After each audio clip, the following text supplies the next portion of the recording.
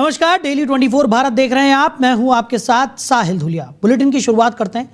लोकसभा में वंदे मातरम के 150 वर्ष पूरे होने पर विशेष बहस शुरू हो चुकी है, जिसमें प्रधानमंत्री नरेंद्र मोदी ने शुरुआत की और संसद में वंदे मातरम के 150 वर्ष पूरे होने पर विशेष चर्चा के दौरान प्रधानमंत्री नरेंद्र मोदी ने सदन को संबोधित भी किया। पीएम मोदी ने कहा कि बंगाल का विभाजन तो हुआ, लेकिन बहुत बड़ा स्वदेशी आंदोलन हुआ और तब वंदे मातरम हर जगह गूंज रहा था। अंग्रेज समझ गए थे कि बंगाल की धरती से निकला बंकिम बाबू का ये भाव सूत्र जो उन्होंने तैयार किया था, उसने अंग्रेजों को हिला कर रख दिया। इस गीत की ताकत इतनी थी कि अंग्रेजों को इस गाने पर प्रतिबंध लगाने पर मजबूर होना पड़ा था। गाने और छापने पर ही नहीं, वंदे मातरम शब्द बोलने पर भी सजा, इतने कठोर कानून लागू किए गए थे। पीएम मोदी ने कांग्रेस पर भी हमला बोला। पीएम मोदी ने कहा कि तुष्टीकरण की राजनीति के दबाव में कांग्रेस वंदे मातरम के बंटवारे के लिए झुकी, इसलिए कांग्रेस को एक दिन भारत के बंटवारे के लिए झुकना पड़ा। दुर्भाग्य से कांग्रेस की नीतियां वैसी ही हैं, तो आईएनसी चलते चलते एमएमसी हो गया है।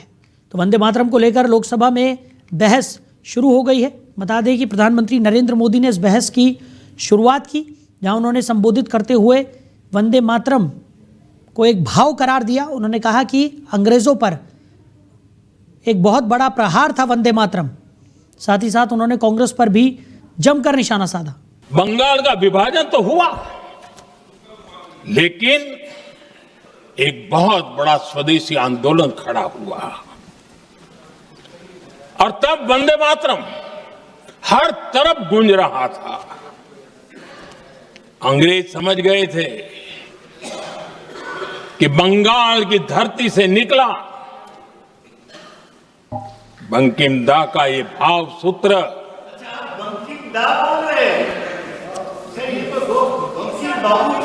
बंकिम बाबू बोले। अच्छा, thank you thank you thank you thank you thank you आपकी भावनाओं के लिए मैं आदर करता हूं। बंकिम बाबू ने थैंक यू दादा, थैंक यू। हाँ, आपको तो दादा कह सकता हूं ना, वरना उसमें भी आपको इतराज हो जाएगा। बंकिम बाबू ने ये जो भाव विश्व तैयार किया था, उनके भाव गीत के द्वारा उन्होंने अंग्रेजों को हिला दिया। और अंग्रेजों ने देखिए कितनी कमजोरी होगी और इस गीत की ताकत कितनी होगी। अंग्रेजों ने उसको कानूनी रूप से प्रतिबंध लगाने के लिए मजबूर होना पड़ा था। गाने पर सजा, छापने पर सजा, इतना ही नहीं, वंदे मातरम शब्द बोलने पर भी सजा। इतने कठोर कानून लागू कर दिए गए थे। तुष्टीकरण की राजनीति के दबाव में कांग्रेस वंदे मातरम के बंटवारे के लिए झुकी, इसलिए कांग्रेस को एक दिन भारत के बंटवारे के लिए झुकना पड़ा।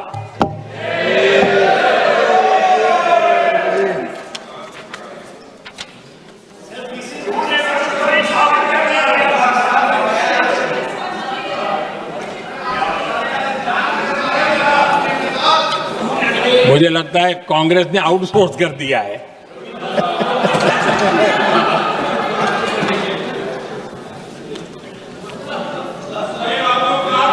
दुर्भाग्य से कांग्रेस की नीतियां वैसी की वैसी थी है, और इतना ही नहीं, आईएनसी चलते चलते एमएमसी हो गया है।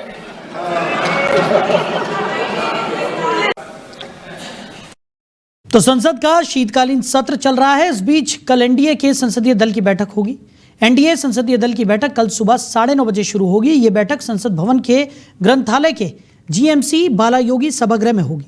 भारतीय जनता पार्टी ने अपने सांसदों से बैठक में समय से उपस्थित रहने का अनुरोध किया है, जिसमें एनडीए में शामिल सभी दलों के नेता शामिल होंगे। वहीं आज संसद के शीतकालीन सत्र का 8वां दिन है।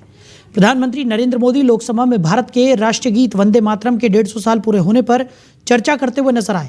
बंकिम चंद्र चटर्जी के लिखे और 7 नवंबर 1875 को साहित्यिक पत्रिका बंग दर्शन में पहली बार छपे इस राष्ट्रीय गीत ने आज़ादी की लड़ाई में महत्वपूर्ण भूमिका निभाई थी। संसद में इस गीत के ऐतिहासिक महत्व और आज की ज़रूरत पर चर्चा हो रही है। तो कल भारतीय जनता पार्टी की महत्वपूर्ण बैठक होने वाली है। एनडीए संसदीय दल की ये महत्वपूर्ण बैठक कल सुबह 9:30 बजे होगी। संसद के पुस्तकालय में इस बैठक का आयोजन होगा। तो एनडीए संसदीय दल की बैठक में कई महत्वपूर्ण चर्चाएं होंगी। बता दें कि संसद का शीतकालीन सत्र लगातार जारी है। आज सत्र का 8वां दिन है। आज संसद में वंदे मातरम को लेकर चर्चा लगातार जारी है। प्रधानमंत्री नरेंद्र मोदी ने इस चर्चा की शुरुआत की। वहीं इंडिगो उड़ान संकट मामले में फिलहाल दखल से सुप्रीम कोर्ट ने मना कर दिया है। एक वकील ने मामले को लेकर दाखिल अपनी याचिका चीफ जस्टिस सूर्यकांत की अध्यक्षता वाली बेंच के सामने रखी। चीफ जस्टिस ने मामले को तुरंत सुनवाई के लिए लगाने से मना कर दिया।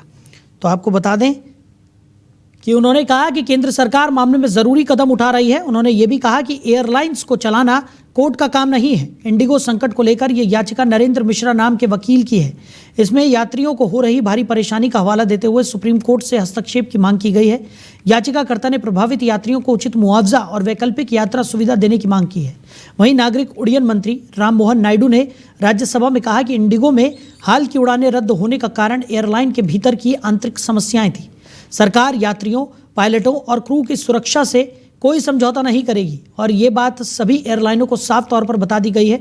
मंत्री ने बताया कि इंडिगो को अपने क्रू मैनेजमेंट और रोस्टर को सही तरीके से संभालना चाहिए था, लेकिन आंतरिक जटिलताओं के कारण परेशानियां जो हैं वो पैदा हुई। तो इंडिगो फ्लाइट कैंसिल मामले में सुप्रीम कोर्ट ने हस्तक्षेप करने से फिलहाल मना कर दिया है। बता दें कि एक वकील के द्वारा सुप्रीम कोर्ट में याचिका दाखिल की गई थी जिसमें यात्रियों को हो रही भारी परेशानी का हवाला दिया गया था, लेकिन सुप्रीम कोर्ट ने स्पष्ट शब्दों में कहा कि फ्लाइट्स का सुचारू संचालन सुप्रीम कोर्ट का काम नहीं है। वहीं नागरिक उड्डयन मंत्री राम मोहन नायडू का बयान भी इस पूरे मामले में सामने आया है। उन्होंने एयरलाइंस को सख्त चेतावनी दी है और लगातार एक के बाद एक पहलू इस पूरे मामले में निकलकर सामने आ रहे हैं, जिस पर ज़्यादा चर्चा के लिए हमारे एडिटर रमेश जी हमारे साथ जुड़ गए। रमेश जी, लगातार हम देख रहे हैं जिस तरीके की स्थिति इस वक्त बनी हुई नज़र आ रही है। इंडिगो फ्लाइट कैंसिलेशन मामले में लगातार यात्रियों को भारी परेशानियों का सामना करना पड़ रहा है। हालांकि अब जो उड्डयन मंत्रालय है उसका भी हस्तक्षेप यहाँ पर देखने को मिल रहा है, लेकिन फिलहाल सुप्रीम कोर्ट में जो याचिका दाखिल की गई थी उस पर सुनवाई करने से सुप्रीम कोर्ट ने साफ तौर पर मना कर दिया है। कैसे देख रहे हैं? नहीं, मुझे लगता है बड़ा अटपटा ये सुप्रीम कोर्ट का रवैया लगता है कि इतने बड़े मामले में बहुत हल्का करके याचिका को खारिज कर देना या याचिका को लंबे समय तक लटका देना कि इसको बाद में हम सुनवाई करेंगे। मुझे लग रहा है इस तरह के मुद्दे को स्वतः सुप्रीम कोर्ट को उठाना चाहिए। ये बात आ जाती है, इसको एविएशन फेल्यूर है, सरकार का फेल्यूर है या किसका, ये मतलब अभी समीक्षा तत्कालिक रूप से की नहीं जानी चाहिए। क्योंकि देखो, डीजीसीए ने इसे अप्रैल 2019 से लेके और 2024 के बीच में नोटिफाई कर दिया था। एयरलाइंस को मेरे ख्याल से 20 महीने का पूरा समय दिया गया था और उसमें कंडीशंस थी कि आपके जो पायलट्स हैं, क्रू मेंबर्स वगैरह हैं, उनको ट्रेन करिएगा और उनकी जो आराम करने की जो समय अवधि है तो उसको बढ़ाया तो गया था। और जिसपे मेरे ख्याल से क्रू मेंबर्स और पायलट्स वगैरह एक लंबे समय से मांग कर रहे थे कि एक पायलट अगर फ्लाई करता है ऊपर आकाश में लगातार 10 से 12 घंटे या 20-20 घंटे के बाद फिर उसको आराम चाहिए, लेकिन आराम ना देके उसको सीधे फिर दूसरी फ्लाइट को पकड़ा दिया जाता था। फिर डीजीसीए ने इस पे नियम बनाया गया और अब सबसे ताज्जुब वाली बात है, उस सारे नियमों को एयर इंडिया ने मान भी लिया, लेकिन इंडिगो को नहीं माना। अब यहाँ पे बात आ जाती है ना स्वामित्व की, कि इतनी 64% जब उनके पास एक पूरा अधिकार है, उसके बाद चीजें तो देखो बिगड़ेंगी। अब इसमें कंट्राडिक्शन कहाँ पे है, इस चीज को समझना पड़ेगा। अब हालांकि मुद्दा पॉलिटिकल हो जाएगा, उस पे नहीं जाएंगे। जिस तरीके से विपक्ष कह रहा है कि भाई मोटा माल सरकार ने खा लिया था इलेक्ट्रॉन बॉन्ड के तौर पे, तो ये तो देखो पॉलिटिकल चीजें हो गई। लेकिन जो चीजें इस समय हो रही हैं, पायलट की shortage, crew member, system planning, ये सब चीज को समझने के लिए मुझे लग रहा है पहली अगर नजर में देखें तो इंडिगो का जो मैनेजमेंट है वही पूरी तरीके से फेल हो जाता है। बिल्कुल। और रमेश जी जिस बात का जिक्र आप कर रहे हैं, क्योंकि हम लगातार 2-3 दिनों से ये खबरें लगातार हम चला रहे हैं, लगातार हम दिखा रहे हैं कि किस तरीके से यात्रियों को परेशानियों का सामना करना पड़ रहा है, और सबसे ज़्यादा परेशानी यहाँ पर यात्रियों को ही हो रही है, क्योंकि जैसा कि आपने जिक्र किया कि 60% डोमेस्टिक फ्लाइट्स जो हैं वो इंडिगो की ही हैं पूरे देश भर में, और ऐसे में अगर डोमेस्टिक फ्लाइट्स कैंसिल होती हैं तो लोगों को भारी परेशानियों का सामना करना पड़ता है। कई मेडिकल इश्यूज़ हैं लोगों के साथ, जिसकी वजह से वो फ्लाइट्स यहाँ पर बुक कराते हैं, लेकिन उसके बावजूद सही समय पर वो पहुँच नहीं पा रहे हैं अपने गंतव्य तक। और लगातार हम देख रहे हैं कि सही इन्फॉर्मेशन भी यहाँ पर यात्रियों तक नहीं पहुँचाई जा रही है। यात्री जब ग्राउंड स्टाफ के पास पहुँचते हैं, उनसे फ्लाइट्स की जानकारी मांगते हैं, तो उन्हें घंटे 2 घंटे इंतजार करने के लिए कह दिया जाता है, लेकिन सही इंफॉर्मेशन उन तक नहीं पहुंच रही है। और यही वजह है कि इस तरीके का कियोस्क हम देख रहे हैं कि एयरपोर्ट्स पर देखने को मिल रहा है। भाई, जब उनके पास कोई सही इंफॉर्मेशन है ही नहीं तो उसको डिलीवर कैसे करेंगे? सबसे बड़ी बात यही है, क्योंकि यहाँ तो दाल में काला नहीं है, मुझे तो काला पीला नीला सब दिखाई दे रहा है जी। अब सबसे बड़ी बात है, हजारों फ्लाइट्स का कैंसिल हो जाना, उसमें बुजुर्ग भी हैं, कुछ लोग ऐसे हैं जो बीमारियों के लिए जा रहे हैं, किसी कोई दिवंगत हो गया उनको जा रहा, तरह तरह के किस्म तरीके की ये समस्याएं हैं। अब आपको फ्लाइट जब पकड़ते हुए अगर कोई एक बहुत निर्धन आपको दिखाई देता है तो शायद ही उस समय आप बहुत सहज तरीके से अनुमान लगा सकते हो ये व्यक्ति बहुत कोई जरूरी काम से कहीं पे इतने पैसे खर्च करके जा रहा है। बिल्कुल। अब यहाँ पे मानवीय पहलू यहाँ पे आ जाता है सरकार के लिए। जब विदेशों में चाहे यूक्रेन का रसिया के साथ में जो कॉन्फ्लिक्ट जो चल रहा है, अभी चल रहा है, उस समय जब संकट कहीं विदेशों में आता है तो हम वहां पे एयरलिफ्ट करते हैं, हमारी सरकार फैसला लेती है तत्कालिक तौर पे। और वीआईपी जितने इस समय एविएशन हमारे पास विमान वगैरह, पालम एयरपोर्ट पे कभी आप गए हो तो आप देखिएगा वहां पे प्राइवेट जेट्स और प्राइवेट प्लेन, हेलीकॉप्टर्स वगैरह की भरमार खड़ी होती है। तो क्या ऐसे मौके में जिन्होंने टिकट्स वगैरह लिया है, रिफंडेबल तो बाद में हो जाएगा, क्या सरकार की जिम्मेदारी बनती नहीं है कि ऐसे में उनको एयरलिफ्ट किया जाए? जो विमान बड़े बड़े जो जहाज खड़े हुए हैं एयरफोर्स के, उनको यहाँ पे लगाया जा सकता है। ये बड़ा मानवीय पहलू है जो मुझे लग रहा है सरकार ने छोड़ दिया, किया जाना चाहिए। अब बात आ जाती है कि ये जो पूरा जो मामला जो चल रहा है, एपिसोड जो चल रहा है, उसको खत्म कैसे किया जाए। और आज की एक मेरे मित्र हैं, उनकी फ्लाइट यहाँ पे अपने गाजियाबाद में जो इंडियन एयरवेज है, हिंडन, तो वहां पे आप बताइएगा, यहाँ पे तो बामुश्किल दिन में 3 या 4 फ्लाइट उड़ाई जाती हैं डोमेस्टिक के। कोई देहरादून जा रही है या पंतनगर जा रही है या लखनऊ जा रही है, तो वहां पे भी रोक लगा दी गई है, मतलब वहां भी बेचारी कैंसिल हो रही हैं। तो ये समझ लो अब बड़े एयरपोर्ट नहीं आ गए, छोटे छोटे जो डोमेस्टिक जो कम आवाजाही वाले, वहां पे भी ये दिक्कत हो रही है। तो ये दिक्कत कब रहेगी? 1 घंटे की हो जाए, 2 घंटे की हो जाए, अब 3-4 दिन से जब ये चीजें हो रही हैं, आप कमेटी के नाम पे, आप जांच के नाम पे कमेटियां वगैरह बना रहे, वो तत्कालिक आपका फैसला हो सकता है, लेकिन तत्कालिक जो सुविधाएं जो मिलनी चाहिए, सहूलियतें मिलनी चाहिए, वो सरकार देने में मुझे लग रहा पूरी तरीके से विफल साबित हो रही है यहाँ।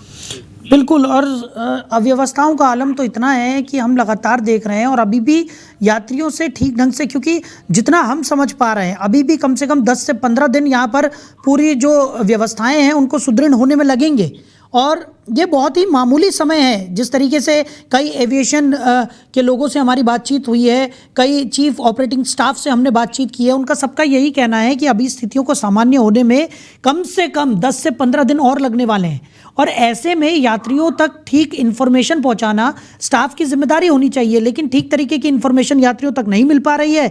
इसी वजह से एयरपोर्ट्स पर यात्रियों की लंबी लंबी कतारें भी हम देख रहे हैं, लोगों का गुस्सा भी यहाँ पर जाहिर हो रहा है। कई जगहों पर तो मारपीट की तस्वीरें भी निकलकर सामने आई है, वो भी हमने देखा है। हालांकि अब डीजीसीए की तरफ से साफ तौर पर कह दिया गया है, उड़ान मंत्रालय के हस्तक्षेप के बाद ये कहा गया है कि यात्रियों तक रिफंड पहुंचाया जाए, साथ ही साथ जिन यात्रियों का लगेज इधर उधर कर दिया गया था उन तक भी उनका लगेज यहाँ पर पहुंचाया जाए। मतलब तमाम कदम तो यहाँ पर उठाए जा रहे हैं, लेकिन स्थितियां अभी भी गंभीर हैं।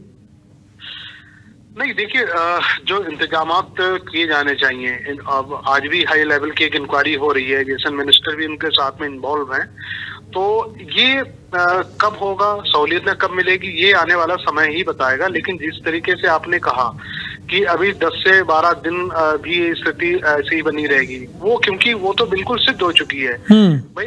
इंडिगो के जो सीईओ हैं वो बाहर आके उन्होंने आधिकारिक तौर पे बयान दे दिया है कि उन्होंने 15 दिसंबर की डेडलाइन दी है कि हो सकता है तब तक हम लोग इस चीज को संभाल लें। लेकिन आप समझ लो, एक दिन में इंदिरा गांधी एयरपोर्ट दिल्ली से कम लाखों लोगों की उड़ानें होती हैं, और जिसमें सबसे ज्यादा उड़ानें इंडिगो की तरफ से ही जाती हैं। तो वहां की स्थिति जो इस समय है वो मतलब अजीब सी बनी हुई है। उनको छोटे मोटे जो जैसे आनंद विहार बस अड्डा हो गया, ट्रेनों के रेलवे स्टेशन हो गए, उसमें तब्दील हो चुके हैं। अब यहाँ पे सबसे बड़ी जो दिक्कत है ये कहीं ऐसा ना हो, कहीं कोई अप्रिय घटना ना घट जाए। इसको लेके जिस तरीके से पुलिस प्रशासन वगैरह मुस्तैद है और होना भी चाहिए, और जो भी हो जिस तरीके से ये पूरा क्राइसिस है उसको सरकार को आगे आके इसको खत्म करना चाहिए और लोगों को सहूलियतें मिलनी चाहिए। चलिए, रमेश जी हमारे साथ जुड़ने के लिए, इस तमाम चर्चा के लिए आपका बहुत शुक्रिया। तो नियमों के उल्लंघन पर कड़ी कार्रवाई की बात भी उड्डयन मंत्रालय की तरफ से सामने आई है। इंडिगो संकट पर सुनवाई से हालांकि सुप्रीम कोर्ट ने इनकार कर दिया है। उन्होंने कहा है कि सरकार जरूरी कदम उठा रही है और जल्द ही इस समस्या का समाधान भी होता हुआ नजर आएगा। उधर गोवा के birch boy Romeo Lane night club अग्निकांड के बाद पुलिस ने कार्रवाई तेज करते हुए दिल्ली से एक और आरोपी को गिरफ्तार कर लिया है।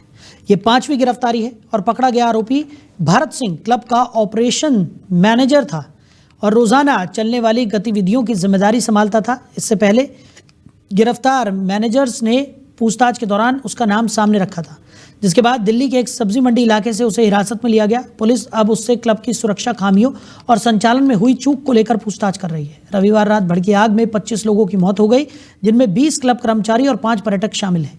अधिकतर मौतें दम घुटने की वजह से हुई। क्लब के अंदर बने संकरी गलियां, छोटे दरवाजे और भीड़ ने लोगों के बाहर निकलने में बड़ी बाधा पैदा की। आग लगने के समय करीब 100 लोग डांस फ्लोर पर मौजूद थे। चश्मदीदों ने बताया कि डांसर्स के प्रदर्शन के दौरान इलेक्ट्रिक फायर क्रैकर्स फूटे, जिसके कुछ ही सेकंड में पूरी संरचना आग की चपेट में आ गई। हादसे के बाद पुलिस ने फरार क्लब मालिक सौरभ और गौरव लूथरा के खिलाफ लुकआउट नोटिस जारी कर दिया है।